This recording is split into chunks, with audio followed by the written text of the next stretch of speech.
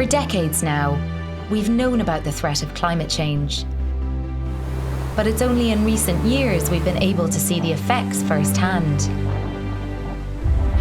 As emissions continue to rise, driving temperatures even higher, our screens are filled with floods, fires, and droughts.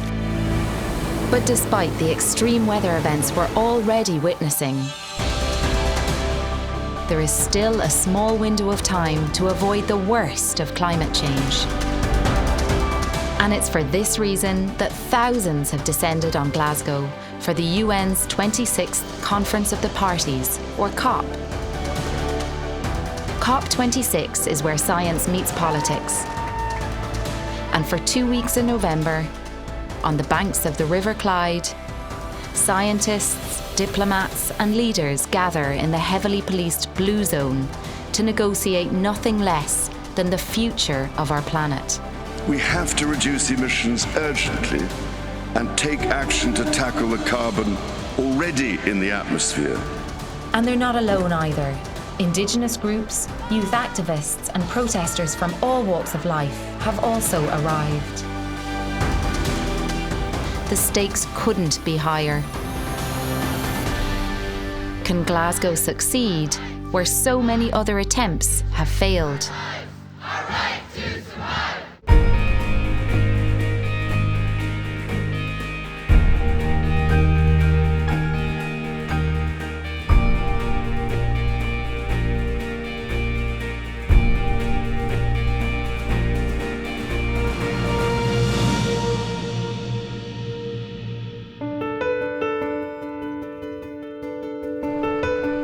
I've arrived in Glasgow for the final days of the 26th United Nations Conference of the Parties. Behind the tight security and fences, the world's leaders and diplomats gather to negotiate the planet's future. Collectively and individually, we are still falling short. As we open this much anticipated climate conference, we are still heading for climate disaster.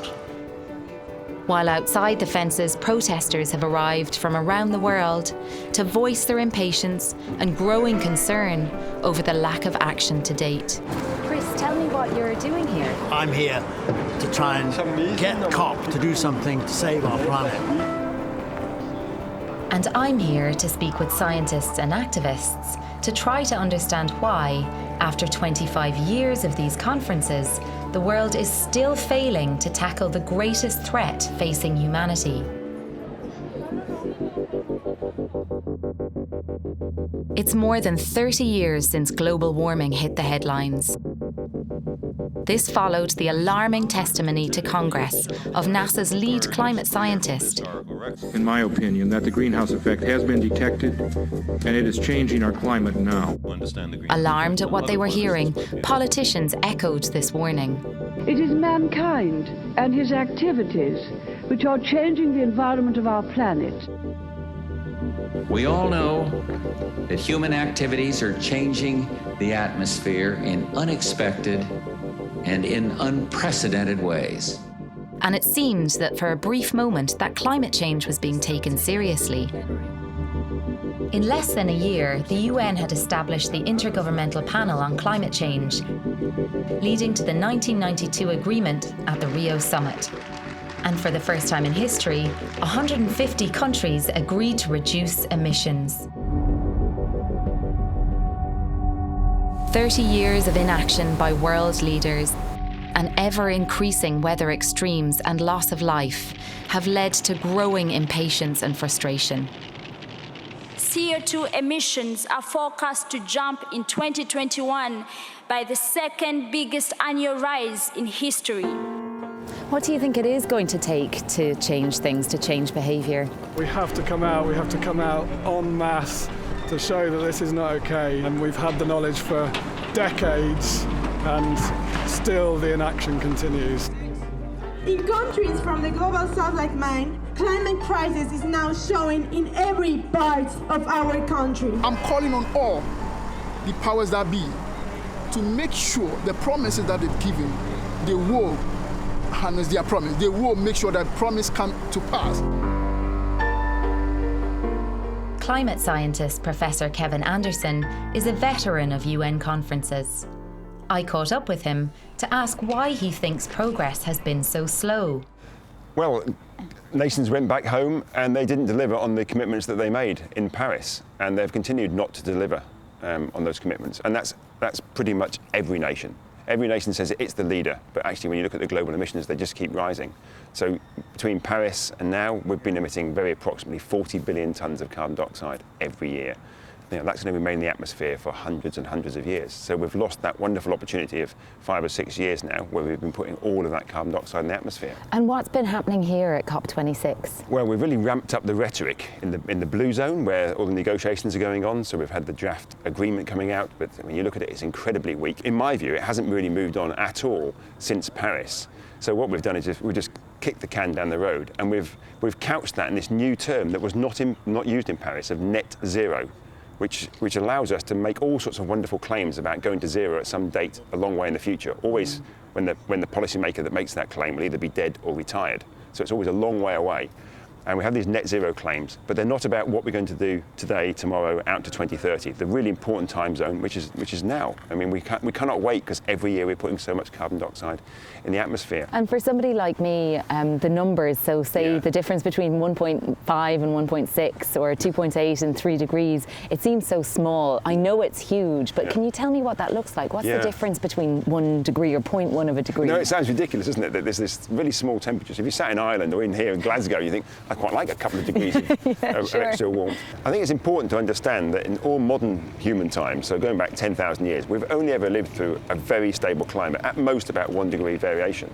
What we do know is that the impacts get almost exponential. So what the difference between 1.5 and 2 is really bad, but between 2 and 2.5 is even worse than that half a degree. And so each time it gets worse and worse. So we mustn't think of it as a problem for the future. It's a problem of the present.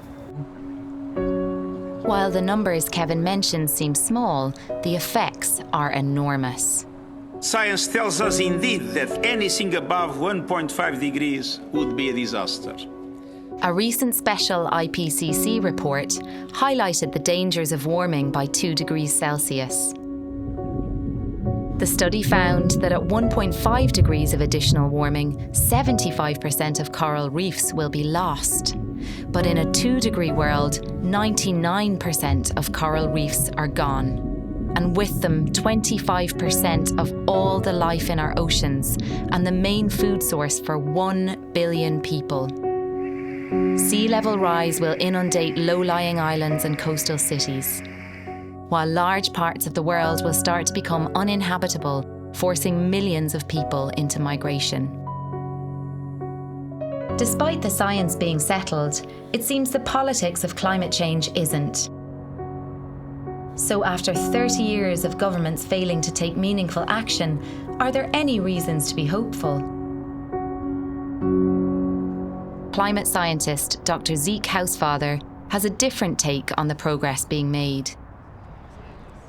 Zeke, am I right in saying that the world has already warmed by 1.1 degree since the Industrial Revolution? So it's actually closer to 1.2 today. 1.1 was what the most recent IPCC report said for the last decade, but the last decade has seen a lot of warmth. And in fact, last year, 2020 was 1.3 above pre-industrial levels. I suppose when I think about that, it makes the target of 1.5 all the more urgent in my mind, because there's only a couple of degrees between where we are now and where we are hoping that we're going to stop.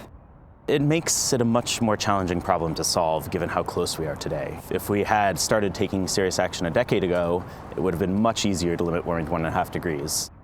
And so what changes are we already seeing now that the world's temperature has heated by 1.2, sorry?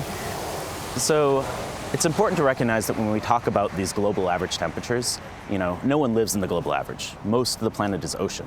And so the land areas where we all live have warmed about 50% faster. And that's starting to see some really big impacts coming from that.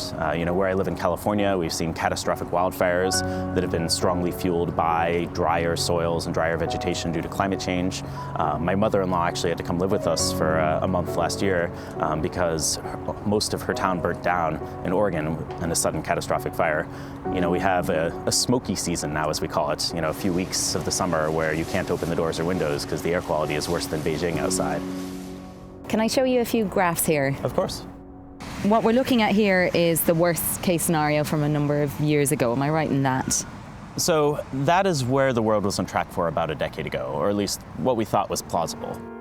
Zeke explained that the 4 to 5 Celsius of warming we were once on track for, we have most likely avoided. We're getting close to the time when global emissions are going to peak and potentially start declining. And so today, instead of a 4-degree world, we're most likely heading for something a little bit below 3 degrees. With current policies, we're now heading for 3 degrees of warming by the end of the century.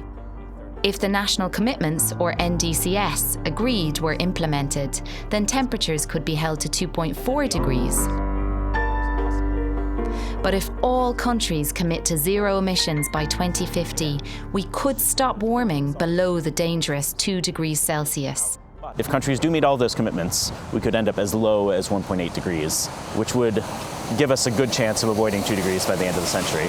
But it's a long road from here to there, and we need to see a lot more of these long-term ambitions be converted into near-term actions. But reaching these targets means following through on pledges made, and in some cases even on technologies that don't exist yet. Meanwhile, it's the poorest countries in the global south with the least responsibility for climate change who are suffering the consequences now. I suppose, what message would you give to people who are maybe feeling a little bit despondent about our future and about how we get there? So I tell them that every 1/10 of a degree matters, right? At its heart, climate is a matter of degrees, not a matter of thresholds. It's not like 1.4 C is fine and at 1.5 C there be dragons, right? It's a problem that gets progressively worse. It has worse impacts on natural and human systems the more warming we have. So every bit we can cut it off is a better future for all of us, even if it's not the future that we would all prefer if we had a choice. And so, we're not doomed, but we can choose how bad it gets, and we're sort of slowly making it better. And so I think we should be willing to celebrate those small victories while holding people to account to get us much further than we are today. It's a relief to learn from Zeke that there is still hope and that there is still a chance of keeping temperatures below 2 degrees. But this all depends on whether countries follow through with their pledges to reduce emissions. Special Envoy Kerry, what progress has been made? We're doing what negotiators should do. We're negotiating. And unfortunately, for many living on the front lines of climate change, they've heard these promises before. This is the 26th year of negotiating on issues to do with climate change, and nothing concrete is really coming out. So we are really protesting to show our concerns. But with COP26 drawing to a close, negotiations have stalled, and frustrated by more delays, delegates are now walking out in protest. The line of people that you see here behind me are actually delegates that have walked out of the Blue Zone at COP26 in protest. I'm Nitin Esudure. I'm the Director of Climate Action Network Southeast Asia. And the reason I'm in this march is to express how disconnected the negotiators are with the reality we are facing of the climate emergency.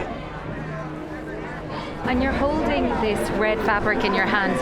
What's this symbolising? It's actually symbolising that if the people unite and if we speak with one voice, we might be able to get some reaction. Standing as one and working together, we might be able to reach the people who control the power. So I ask to you, what must we say to our people living on the front line in the Caribbean, in Africa, in Latin America, in the Pacific, when both ambition and regrettably some of the needed faces at Glasgow are not present? With the negotiations stalled and time running out, can an agreement be reached here in Glasgow? And if it is, will it be enough to stop runaway climate change?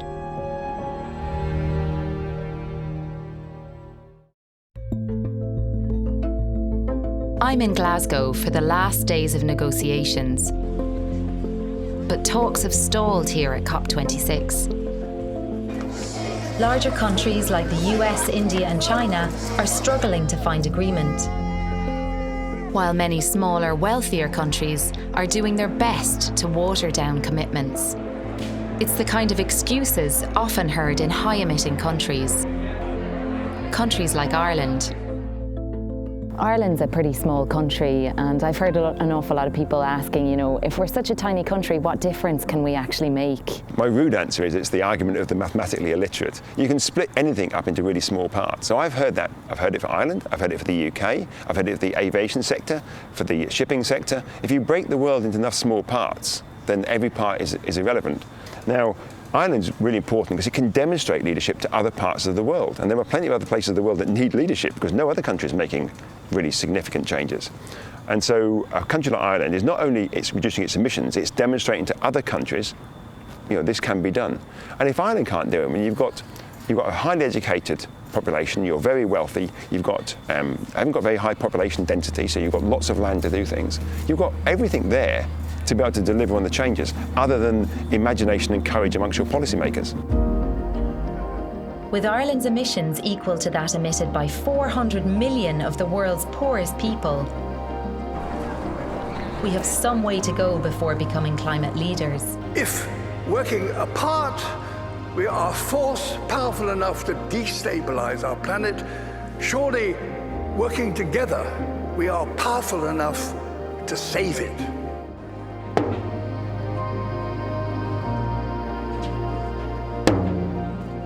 With still no announcement from inside the negotiations, I've arranged to meet a delegate from Ireland to find out more. 25-year-old PhD candidate Vera O'Riordan is a delegate for UCC, and she agreed to take a few minutes away from her work in the Blue Zone. I look at renewable energy in the transport sector, and as well I also look at other ways in which we can reduce fossil fuel emissions from the transport sector in Ireland. And how has COP26 been for you so far?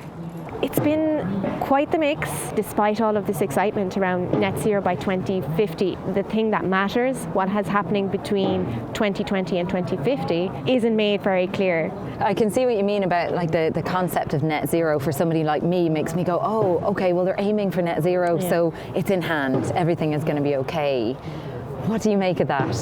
Sometimes the targets are presented in a very positive and exciting way. It's very technology focused, so it's focusing on, you know, net zero trucks or net zero buildings.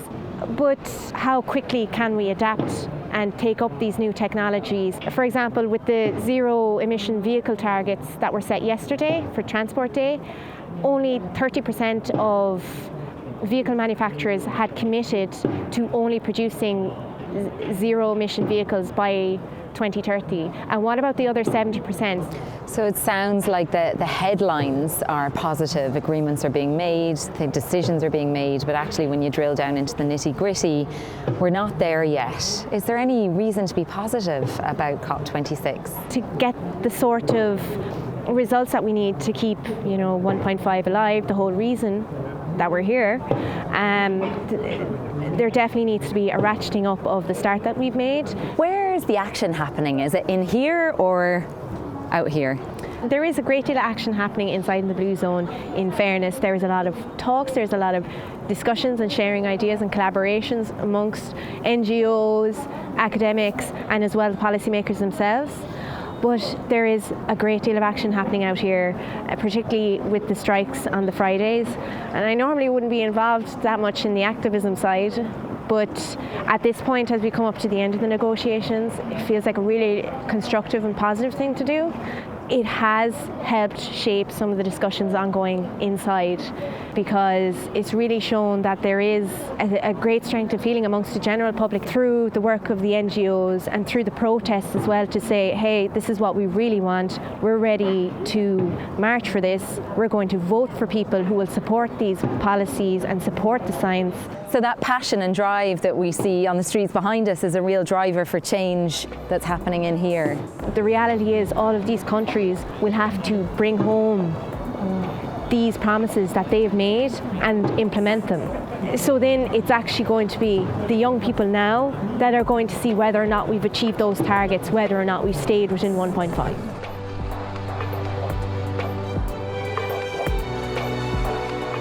For many younger scientists and activists, the school strikes led by Greta Thunberg inspired them into taking action. Frustrated by the inaction of governments and fearful for their future, many like Vera turned to science, while some, like 20-year-old Alicia O'Sullivan, saw the law and public policy as her way to take action. I met Alicia at a conference venue on the River Clyde, where youth leaders have been giving talks and networking throughout COP26.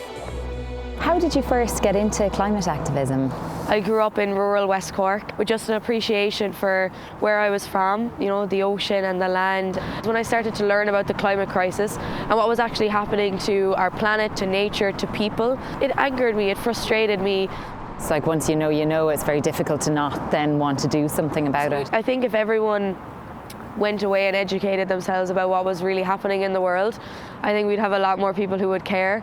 And again, it's not just up to politicians, it's not just up to governments. There's a certain level of responsibility and authority that they have that we'll never have, we can't have, because we're not them.